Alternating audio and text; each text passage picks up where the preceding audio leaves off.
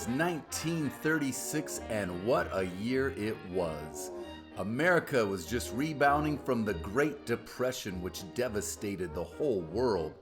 We had just elected FDR for a second term in office.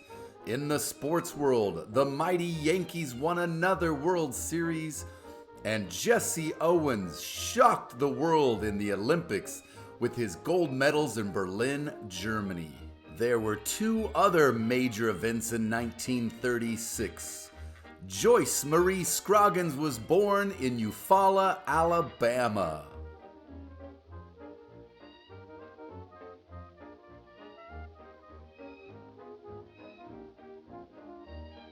The other major event was the birth of Harold David Meservey in Belfast, Maine.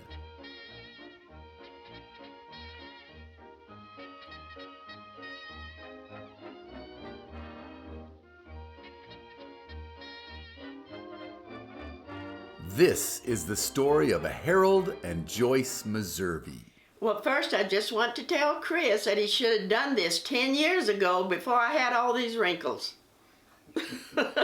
Okay, my childhood was kind of typical. We went around barefooted all the time. We lived way out in the country, so we went barefooted in the woods. I climbed trees. I ran upon snakes barefooted, and we even swam in a creek that had water moccasins. So I'm very thankful I didn't get bit. And one time when me and my younger brother was out roaming in the woods, we ran upon a still. Do you know what a still is? Where they make white lightning.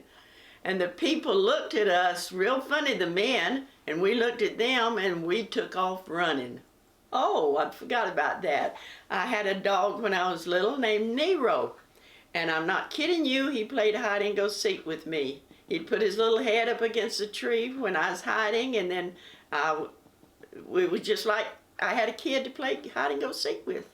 I loved him, and when he died, my sister and I buried him in a cornfield, and we sang over him.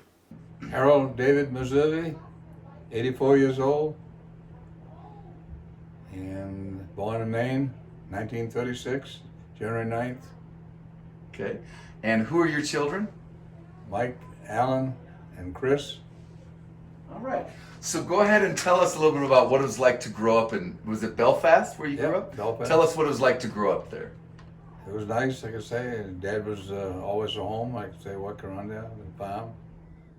A few chickens, horses, cows. I went to school. Drive since I was 6 years old. You were driving since you were 6 years old? Tell me about that.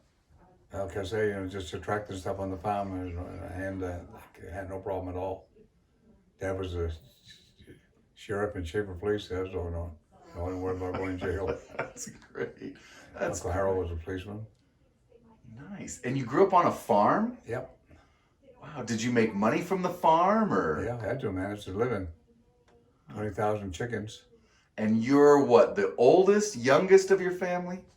Second oldest. Nancy's the oldest to me, then Gertrude, Annie, then Richard. Something that you're really a good quality of yours is you love talking to people and you're funny. Yeah. Tell me about that. Why do you love talking to people so much? I don't know. I just one of those guys that got a gift of gab, I guess. Because you're so good at it. Everybody loves talking to you. You make people laugh. And I got a good memory, so I remember a lot of stuff. Well, I was just going to say a couple things about my hobbies. I love family history. I do that. I did love cooking because that's what I majored in high school, and I love to cook, but I don't cook that much anymore. But I love crafts. I do little crafts around here all day, and some of you guys have got my crafts.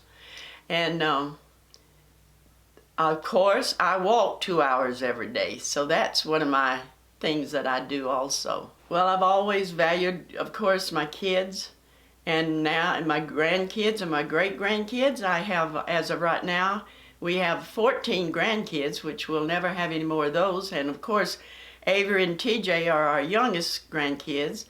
And now we're expecting our 22nd great-grandchild, which is be Chris's first grandchild. because I love all of you. All of you. I love you all.